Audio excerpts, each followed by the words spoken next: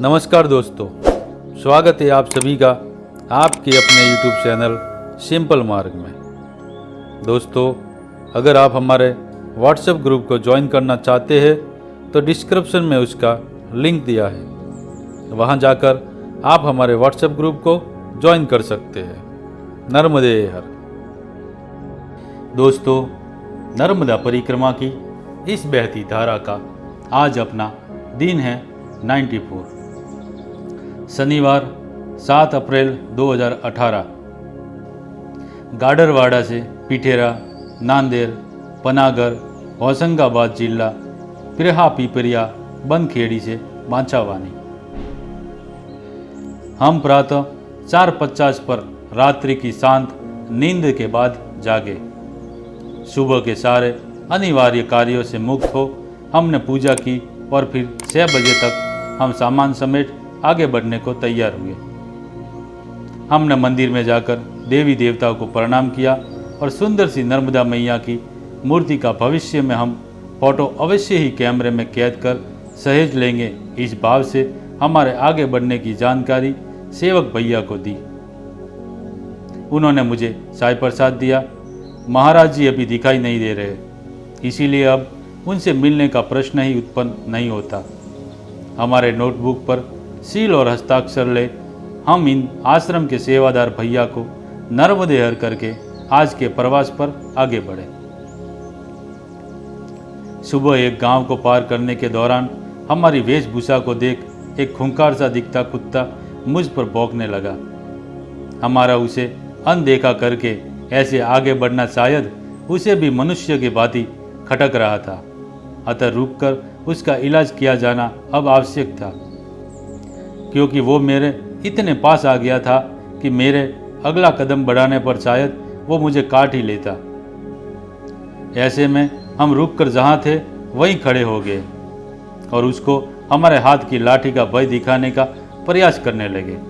तभी वह मंजन करते बैठे हुए एक व्यक्ति, शायद इस कुत्ते के मालिक थे, उन्होंने उसे चिल्लाकर कुछ कंकड़ फेंक कर मारे और हमें आगे बढ़ने का इशारा किया। हम नर्मदे हर करके आगे बढ़े। आज के दिन की शुरुआत की ये घटना शायद आज दिन भर हमारे साथ घटित होने वाली पूरी पिक्चर का ट्रेलर मात्र रही हो। चलते रुकते हम बढ़ रहे थे। आगे एक छोटे नाले जैसी नदी के पुल के पास बने हुए छोटे हनुमान जी के मंदिर की पार पर बैठकर हम कुछ समय तक सुस्ताते रहे और फिर आगे बढ़े। सुबह करीब 9:30 बजे हम एक गांव में आ गए। इस गांव के शुरुआत में ही कुछ 2-3 होटल थे, पर सभी में भीड़ अधिक होने की वजह से हमने आगे बढ़ना ही उचित समझा। कुछ आगे बढ़ने पर एक किराना दुकान हमें दिखाई दी। हमने सोचा यहीं से कुछ बिस्किट के पैकेट खरीदे जाए, जिससे हम हमारी बाल भोग की भूख शांत कर पाए। दुकान के पास ही इस दुकान का मालिक सारा परिवार बैठा हुआ था। बूढ़ी दादी, बेटे बहुए, नाती पोते। हम रुककर सड़क का यातायात रुकने और फिर सड़क पार करने की प्रतीक्षा में थे। तभी हमारे कानों में उन दादी के बोल सुनाई दिए। वे सभी को ये चेता रही थी कि उस ओर मत देखो, वे 2 भिखारी शायद यहीं आ रहे हैं। ये बात सुन मैंने दुकान में जाकर कुछ लेने से रवि जी को रोकना चाहा, पर रवि जी को इस बात का अधिक बुरा लगा था, इसीलिए वे पैसों की नोट हाथ में लेकर गए और उस नोट को दिखाकर उन्होंने बिस्किट के पैकेट खरीदे। साथ ही दुकानदार बहुत ही घमंड से ये बोल रहे थे कि उनके दुकान में सब कुछ सामान उपलब्ध है। ऐसे में रवि जी ने उनसे क्रीम वाले बिस्किट की मांग की जो उनके पास नहीं थे, और एक अर्थों में इस तरह उन्हें भी लज्जित होना पड़ा। प्रेम से इन्हें नर्मदे हर करके सभी को देख चेहरे पर मीठी मुस्कान बिखेरते हुए विजयी मुद्रा में हम यहाँ से आगे बढ़े। अभी का ये प्रसंग दोनों के मन से जा नहीं रहा था। अब तक सभी का किया गया प्रेम, अपनापन और या इनका इस तरह दुत्कारना मन को बहुत दुखी कर रहा था। रवि जी की प्रकृति से मैं वाकिफ था, अतः मैंने उन्हें सांत्वना देने का प्रयत्न किया कि इस तरह का व्यवहार भी परिक्रमावासी के लिए आवश्यक है, अन्यथा हमें घमंड हो सकता है।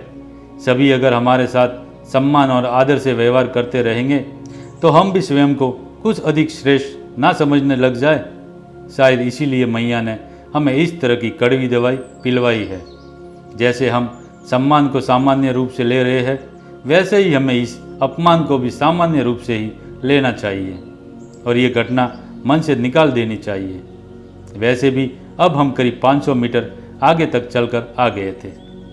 यहाँ भी हमें एक होटल दिखाई दी तो हम वहाँ चले गए। होटल में एकमात्र ग्राहक को स्थानीय गुंडे जैसे रुबाबदार व्यक्ति कुछ अल्पाहार कर रहे थे। हमने उनके बाजू की बेंच पर सामान रखकर आलू पौवा लिया और खाने लगे। इसी दौरान वे गुंडे जैसे लग रहे व्यक्ति ने दुकानदार से कहा कि बाबा जी के पैसे मेरे खाते में लिख दो और इनसे पैसे मत लेना। यह कहकर वे जाने लगे। इस पर वे दुकानदार बोल पड़े कि मैं तो वैसे ही इनसे पैसे नहीं लेने वाला था, पर अगर पौवा आपकी ओर से खिला रहे हैं तो मैं मेरी ओर से इन्हें जलेबी खिलाऊंगा। इतना कहकर वे हमें जलेबियाँ देकर चले गए। इस घटना से हम पुनः अवाक रह गए। शायद कुछ समय पूर्व मिले हुए जख्मों पर मैया ने इस तरह से मरहम लगाया हो। हम काफ़ी खुशी से इन होटल वाले भैया को नर्मदेहर करके आगे बढ़े। इस सारे क्षेत्र में गन्ने की पैदावार बहुत अधिक मात्रा में होती है और इसी वजह से यहाँ बहुत से शक्कर के कारखाने भी है। तो बहुत से गन्नों से लदे ट्रक, ट्रैक्टर आदि भी हम निरंतर देखते जा रहे थे। तेज धूप में चलते थकते रुकते हमने दोपहर 2:30 बजे पनागर गांव में कोल्ड ड्रिंक पी और फिर आगे दूधी नदी को पार कर हम होशंगाबाद जिले में प्रविष्ट हुए। नए जिले का शुरू होना अब हमें दुखी करने लगा। अब शायद 3 या 4 जिले ही शेष है। उसके बाद मैया से हमारा बिछड़ना हो जाएगा, ना जाने कब तक के लिए। इसी आंतरिक पीड़ा को अनुभव करते हुए हम चलते रहे और अगले नगर में पहुंच गए। यहाँ बाजार के बीच एक हार्डवेयर दुकान संचालक भैया ने हमें अपने नौकर को भेजकर बुलवाया। ये गांव है पिरहा पिपरिया। बहुत समय तक कुशल क्षेम और अन्य बातों के बाद इन्होंने हमसे हमारे भोजन के विषय में पूछताछ की, पर हमने मना किया क्योंकि भोजन प्रसाद के बाद चलने की गति में और कमी हो जाएंगी, साथ ही उसमें समय भी काफ़ी बर्बाद होगा। बहुत आग्रह से उन्होंने हमें गन्ने का ताज़ा रस पिलवाया। इनकी दुकान पर लगे हुए विविध स्टिकर देख मैंने उनसे कंफर्म किया कि ये गायत्री परिवार से जुड़े हुए थे। हमारे आगे बढ़ने की बात पर वे हमें आदर से 20-20 रुपये दक्षिणा देने बाहर आए तो वे संघ के गणवेश की खाकी निक्कर हाफ पैंट पहने हुए दिखाई दिए, जिससे उनके स्वयंसेवक होने का भी पता चला। इस पर मैंने इनसे यहाँ के विभाग प्रसारक जी के विषय में मेरे पूर्व परिचित होने की वजह से पूछताछ की और फिर हम इन्हें नर्मदेहर कर आगे बढ़े। इन्होंने पूछने पर हमें जानकारी दी है कि हम शाम तक अगर 10-12 किलोमीटर और चल सके तो बांचावानी के गणेश मंदिर में हम रुक सकते हैं। इतनी दूरी शाम तक तय करना अब हमारे लिए सहज ही संभव था, अतः हमने सहमति दर्शाई और चल पड़े। यहाँ से 15 मिनट आगे बनखेड़ी गांव में एक चाय की दुकान और पान का ठेला चलाने वाले भैया ने हमें पुकार कर बुलाया और हमें चाय प्रसाद और नमकीन दिया। उन्होंने भी रात्रि में बाचावानी में रुकने की सलाह दी। ये भैया दिव्यांग थे। इन्हें नर्मदेहर करके हम चल पड़े और फिर चलते रुकते शाम 5:50 पर हम बाचावानी गांव में आ गए। यहाँ भी एक चाय दुकान वाले भैया ने मुझे चाय प्रसाद दिया। रात्रि भोजन की चिंता ध्यान में रखकर रवि जी ने इनके दुकान से कुछ बिस्किट, नमकीन आदि खरीदे। इन्होंने हमें बताया गांव में 2 मंदिर है, एक छोटा सा श्री हनुमान जी का मंदिर, साथ ही थोड़े अंदर श्री गणेश मंदिर। गणेश मंदिर प्रसिद्ध है क्योंकि मान्यता है कि गणेश भगवान की मूर्ति तिल तिल करके हर साल बढ़ती है। तो हम हमारी इच्छा से जहाँ चाहे रुक सकते हैं। हमने भी सोचा कि हम भी ऐसे दिव्य गणेश मंदिर में ही रुकेंगे, क्योंकि पीछे भी सभी ने हमें गणेश मंदिर के विषय में ही बताया था।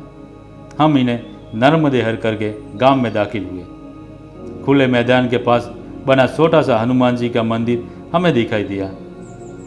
हमने हाथ जोड़े और फिर वहाँ बैठे बुजुर्गों से गणेश मंदिर के विषय में पूछताछ की। उनके बताए मार्ग पर करीब 1 से 1.5 किलोमीटर अंदर चलकर आने पर हम गणेश मंदिर में पहुंच गए। जूते उतारने के दौरान किसी भक्त और पुजारी जी का ये वार्तालाप कानों में सुनाई दिया। भक्त, आगे आपके बाराती। पुजारी जी, चिंता मत करो, देखो कैसे मैं इन्हें भगाता हूँ। ये बातें सुन हमारे मन में सुबह का प्रसंग पुनः ताज़ा हो गया। हमने आपस में निर्णय किया कि अब हम यहाँ आ ही गए हैं तो गणेश जी के दर्शनों के बाद हनुमान जी के मंदिर में ही जाकर रुकेंगे। हम हाथ पांव मुंह धोकर मंदिर में आए तो पुजारी जी कह उठे कि महाराज, आप लोग गलत मंदिर में आ गए हैं। परिक्रमावासी पीछे के हनुमान मंदिर में ही रुकते हैं। या रुकने की कोई भी व्यवस्था नहीं है। इस पर हमने भी उन्हें कह दिया कि हम केवल इस मूर्ति की प्रसिद्धि सुनकर दर्शनों हेतु ही आए हैं। हम रुकेंगे तो उस हनुमान जी के मंदिर में ही। हमने गणेश जी के साथ माता रिद्धि सिद्धि के भी दर्शन किए। मूर्ति सफ़ेद संगमरमर से बनी हुई लगी, जो तकरीबन 3-4 फीट ऊंची थी। यहाँ से हम पुनः 1 किलोमीटर चलकर हनुमान जी के मंदिर में आ गए। चूँकि अब शाम होने को ही थी, अतः हमारा रुकना अब अनिवार्य था, अन्यथा हम अगले गांव तक जाने का भी रिस्क ले सकते थे। हनुमान जी के मंदिर के बाहर बैठे बुजुर्गों ने हमसे पूछा कि हमारी गणेश मंदिर में व्यवस्था नहीं हुई क्या, मानो ये जले पर नमक था। हमने उन्हें बताया कि नहीं, हम दर्शनों हेतु ही वहाँ गए थे, रुकना हम यहीं चाहते हैं। उनसे आसन लगाने के स्थान के विषय में पूछने पर उन्होंने बताया, हम जहाँ मर्जी आसन लगा सकते हैं। आसपास का खुला मैदान या इस मंदिर 8 बाई 8 का कमरा या इसके आसपास कुछ दूर दूर तक बिखरे हुए गिट्टी आदि के ढेर पर। हमने बंद मंदिर को खोला, झाड़ू लगाकर कुछ सफाई की और एक कोने में सामान रखा। मंदिर के पीछे ही हैंडपंप था, जहाँ से हमने हाथ पांव मुंह धोए और फिर अंदर आकर संध्या आरती और पूजन किया। हमने श्री हनुमान जी का भी पूजन किया और फिर बैठे रहे। तभी कुछ लोगों ने आकर मंदिर के दर्शन किए और लाइट जलाई। इनमें से एक सज्जन ने हमसे हमारे रात्रि भोजन प्रसाद के विषय में पूछताछ की। इस गांव में अब तक के हमारे अनुभव से ये तो तय था कि यहाँ किसी को भी हमसे कोई मतलब नहीं है और एक अर्थों में हम इन पर बोझ ही है। तो हमने सोचा कि ये हमें सदाव्रत ही देंगे, तो अब ऐसे माहौल में क्या सदाव्रत लेना और क्या भोजन बनाना। हम बिस्किट खाकर पानी पीकर ही रह लेंगे, अतः हमने मना किया। इस पर उन सज्जन ने कहा कि आप इतना चलकर आए हो, अगर आपकी आपत्ति ना हो तो आप मेरे घर रात्रि का भोजन प्रसाद ग्रहण करें। हमने खुशी से हामी भरी। करीब 30 मिनटों बाद वे हमें लेने आए और हमें सड़क की दूसरी ओर स्थित बस्ती में ले गए। मंदिर से उनका घर करीब 1 किलोमीटर दूर था। हमने जाकर प्रेम से भोजन प्रसाद पाया और एक बार पुनः मैया के प्रति श्रद्धा न हुए बिना नहीं रह पाए। ये व्यक्ति भी पूर्व में 3 बार गाड़ी से मैया का परिभ्रमण कर आए हैं, अर्थात टूरिस्ट परिक्रमावासी है। भोजन प्रसाद में हमने चावल दाल, रोटी, आलू, बैंगन, टमाटर की सब्जी और सलाद ऐसा प्रसाद पाया। इनके घर से हम रात्रि 8:30 पर वापस मंदिर में आ गए।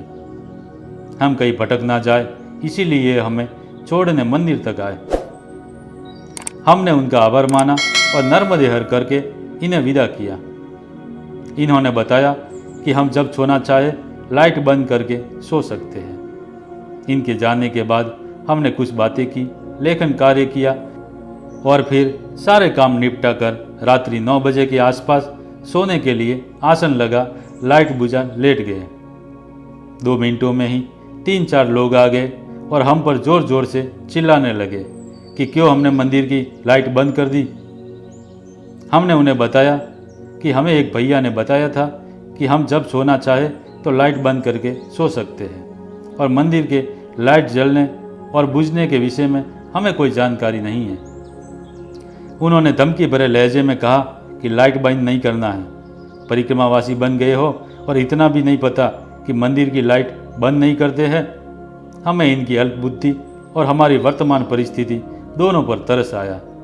तभी 2 मिनट के अंदर ही उनमें से एक व्यक्ति पुनः वापस आए और हमसे बोले कि अगर हमें लाइट की वजह से बहुत ही कष्ट हो रहा हो तो हम रात्रि 10 बजे के आसपास लाइट बंद कर सकते हैं। हमने उनकी बात का कोई जवाब नहीं दिया, मानो हमने सुना ही ना हो। हम लेटे हुए एक दूसरे को देखकर हंसते रहे। आज सुबह से ही मैया ने शायद अकारण ही अपमान के घूंट हमारे भाग्य में लिख दिए हैं। पर तभी मन में विचार आया कि अब परिक्रमा पूर्णता की ओर है। ऐसे में स्कूल समाप्ति की भांति यहाँ भी हमारी बोर्ड परीक्षा चल रही है, जिसे हमने हमारे आचरण के बाहरी और आंतरिक संयम से अच्छे अंक लाकर उत्तीर्ण करना आवश्यक ही है।